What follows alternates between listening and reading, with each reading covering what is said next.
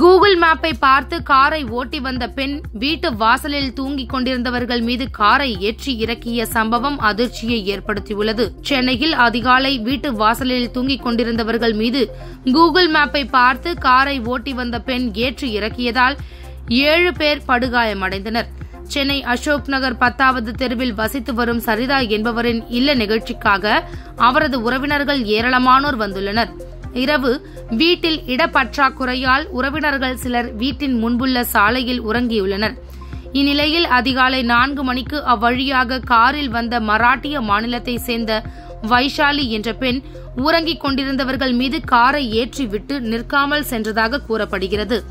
ஆனால் அந்த சாலை முட்டுசந்து என்று தெரியாமல் சென்ற வைஷாலி வழி இல்லாமல் காரை நிறுத்தவே அவரை பொதுமக்கள் பிடித்து காவல்துறையினரிடம் ஒப்படைத்தனர். கூகுள் மேப்பை பார்த்து காரை ஓட்டி வந்ததாக அவர் தெரிவித்த நிலையில் மது போதையில் காரை ஓட்டி வந்ததாக பொதுமக்கள் புகார் அளித்துள்ளனர். இந்த சம்பவம் தொடர்பாக போலீசார் வழக்கு பதிவு செய்து விசாரணை நடத்தி வருகின்றனர். புதுச்சேரியில் நூதன முறையில் ஏமாற்றி 6 பேரிடம் ரூபாய் 1,66,000 மோசடி செய்த மர்ம நபர்கள் குறித்து போலீசார் வழக்கு பதிந்து விசாரித்து வருகின்றனர். புதுச்சேரி நகர பகுதியை சேர்ந்தவர் சரவணகுமார். இவரை அண்மையில் வாட்ஸ்அப் மூலம் தொடர்பு கொண்ட மர்ம நபர் வீட்டில் இருந்தபடியே இணைய வழியில் அதிக லாபம் சம்பாதிக்கலாம் என கூறியதை நம்பி இணைய வழியில் குறிப்பிட்ட செயலி மூலம் ரூபாய் 36,000 முதலீடு செய்து ஏமாற்றப்பட்டார். இதேபோல் சூர்யா என்பவரும் ரூபாய் 71,000 செலுத்தி ஏமாற்றப்பட்டுள்ளார்.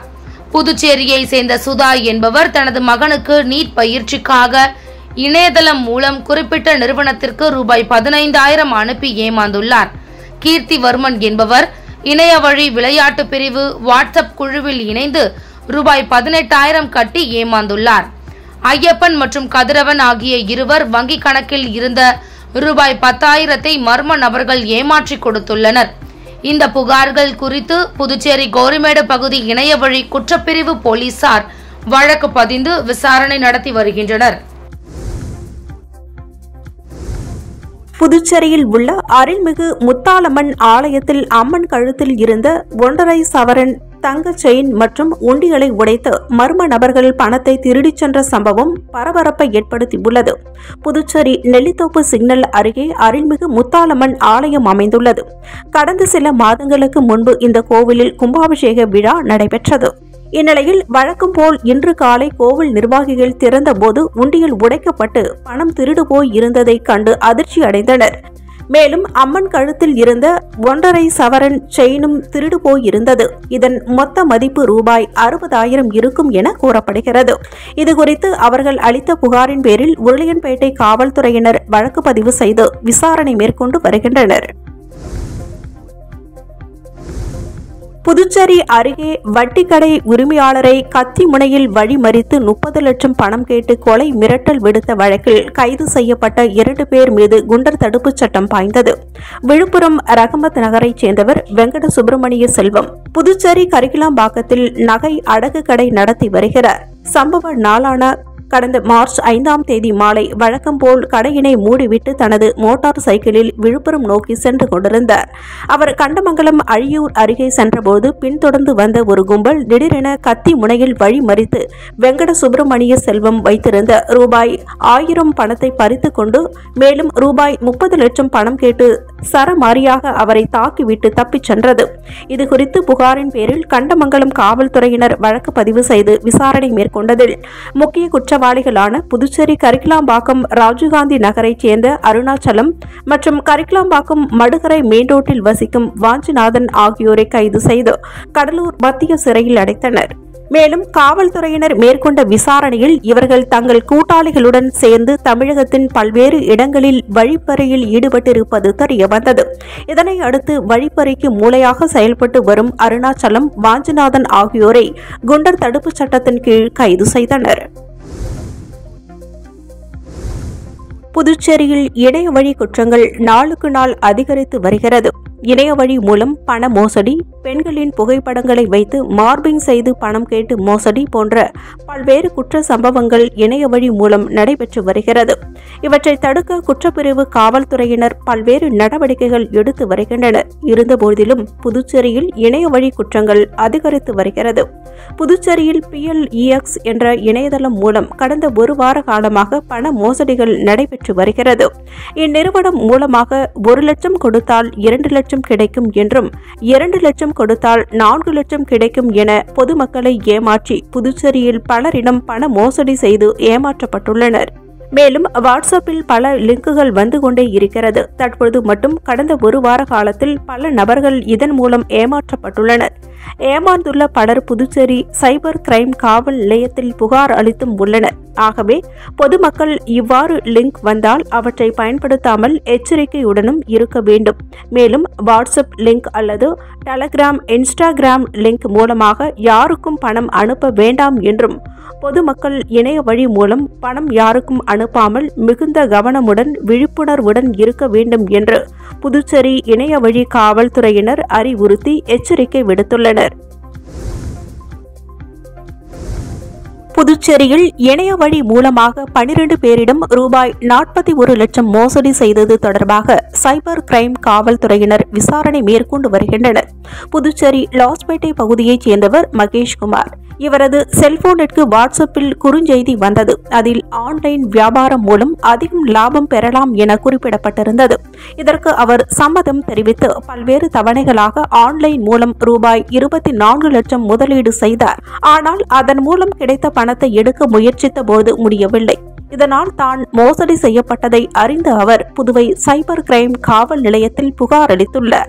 இதேபோல் வீட்டில் இருந்து வேலை, ஆன்லைன் வர்த்தகம், ஆன்லைனில் அதிக முதலீடு என பல்வேறு வகையில் லாஸ்பேட்டையைச் சேர்ந்த ஞானேஸ்வர் என்பவர் ரூபாய் 4 லட்சம், மேகவதி ரூபாய் 2 லட்சம், மேட்டுப்பாளையத்தைச் சேர்ந்த தீபிகா ரூபாய் 5000, வில்லியனூர் லட்சுமணன் ரூபாய் 1,32,000, மதகடிப்பட்டு நீலகண்டன் ரூபாய் 7,76,000, ஸ்ரீ பினா ரூபாய் 8,000, பாண்டி மீனா ரூபாய் 48,000, ஹரிதாஸ் ரூபாய் 16,000, சுமித்ரா தேவி ரூபாய் 5,000 இழந்துள்ளனர்.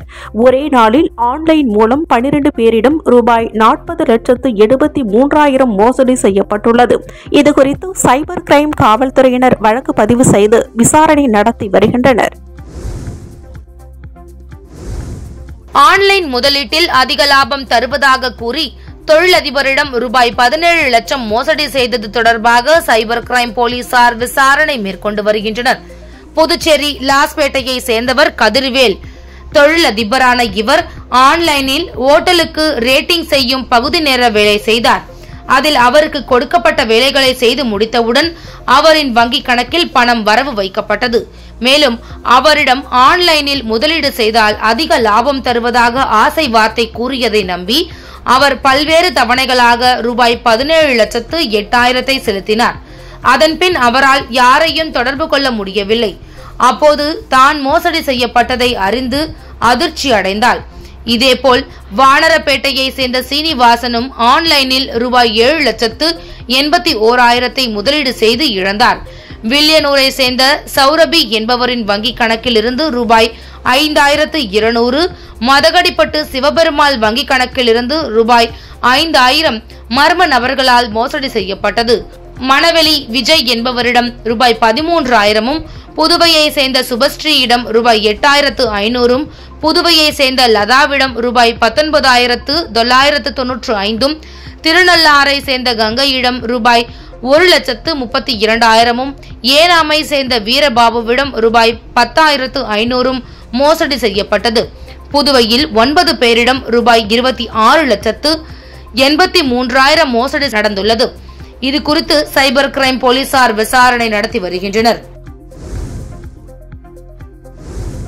புதுச்சேரியை சேர்ந்த ஹோட்டல் கடைக்காரர் ஒருவருக்கு அறிமுகம் இல்லாத நபரிடம் இருந்து ரூபாய் 1000 மதிப்புள்ள 10 தோசைக்கான ஆர்டர் செய்வதற்கு போனில் அழைப்பு வந்துள்ளது. முதலில் கடைக்காரர் மொத்த பணம் ரூபாய் 1000 அனுப்புமாறு அந்த நபரிடம் கூறியுள்ளார். அதற்கு அந்த நபர் சோதனை செய்வதாக கூறி 1 ரூபாய் அனுப்பி பணம் வந்துவிட்டதா என கேட்டுள்ளார். அந்த கடைக்காரரும் தனது போன்பேவை பார்த்து ₹1 வந்துள்ளதை உறுதி செய்து அவரிடம் கூறினர். பிறகு மீதி பணத்தை அனுப்புமாறு அந்த புதிய நபரிடம் கூறினர்.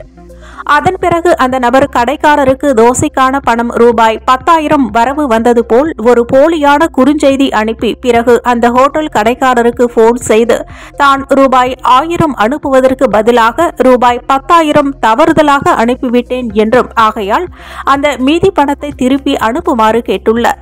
அந்த கடைக்காரர் போன்பேவில் பணம் வந்ததை உறுதி செய்யாமல் குறுஞ்செய்தி வாக்கியத்தை மட்டும் நம்பி அந்த மோசடி நபருக்கு மீதி பணம் ₹9,000 அனுப்பிவிட்டு சிறிது நேரம் கழித்து சந்தேகம் அடைந்த அந்த கடைக்காரர் தன்னுடைய வங்கிக் கணக்கை சோதனை செய்ததில் அவருக்கு அப்படி ஏதும் பணம் வரவில்லை என்றும் மேலும் ஏற்கனவே அவர் அனுப்பியதாக சொன்ன ₹10,000 அவருக்கு வரவில்லை என்பதை அறிந்து இணையவழி குற்றப்பிரிவு காவல்துறையினருக்கு புகார் அளித்துள்ளார். அந்த புகாரை ஏற்று நிலைய அதிகாரிகள் விசாரணையை மேற்கொண்டு வருகின்றனர். ஆகையால் பொதுமக்கள் அனைவரும் இதுபோன்று அறிமுகம் இல்லாத புதிய நபர்கள் உங்களை தொடர்பு கொண்டு தவறுதலாக பணத்தை உங்களுக்கு அனுப்பிவிட்டேன் என்று கூறினால் அதை நம்ப வேண்டாம். மேலும் தங்கள் வங்கிக் கணக்கில் உறுதிப்படுத்திக் கொள்ளுமாறும் கடந்த ஒரு வாரத்தில் மட்டும் இதுபோன்று 5 புகார்கள் வந்துள்ளது என்றும் இணையவழி குற்றப்பிரிவு காவல் கண்காணிப்பாளர் பாஸ்கரன் மற்றும் ஆய்வாளர்கள் தியாகராஜன், கீர்த்தி ஆகியோர்கள் பொதுமக்களுக்கு தெரிவித்துக் கொண்டுள்ளனர். மேலும் புகார் தெரிவிக்க இலவச எண் 1930 அல்லது www.cybercrime.gov.in என்ற இணையதள முகவரியிலும் புகார் தெரிவிக்கலாம் என்று கூறப்பட்டுள்ளது. புதுச்சேரியில் இருசக்கர வாகனத்தில் சென்று கொண்டிருந்த சார் பதிவாளரை தாக்கி முக்கிய ஆவணங்களை பறித்து சென்ற வழக்கில் பத்திர எழுத்தர் உட்பட 4 பேரை போலீசார் கைது செய்தனர்.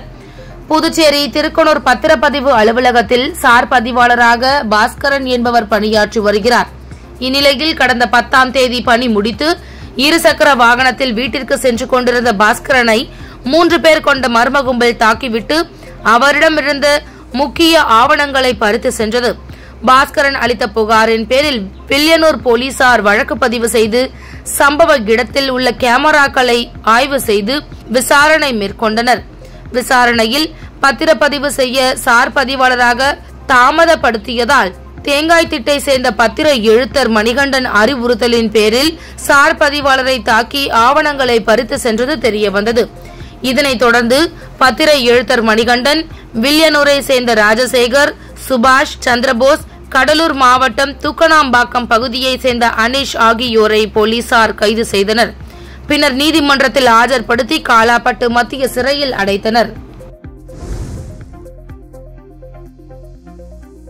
உங்கள் சக்தி சேனலின் புதுவையின் அன்றாட நிகழ்வுகளை உடனுக்குடன் தெரிந்து கொள்ள சக்தி சேனல் புதுச்சேரி யூடியூப் சேனலை சப்ஸ்கிரைப் செய்து கொள்ளுங்கள். மறக்காமல் பெல் பட்டனையும் கிளிக் பண்ணுங்க, ஷேர் பண்ணுங்க, லைக் பண்ணுங்க. உங்கள் சக்தி சேனல்.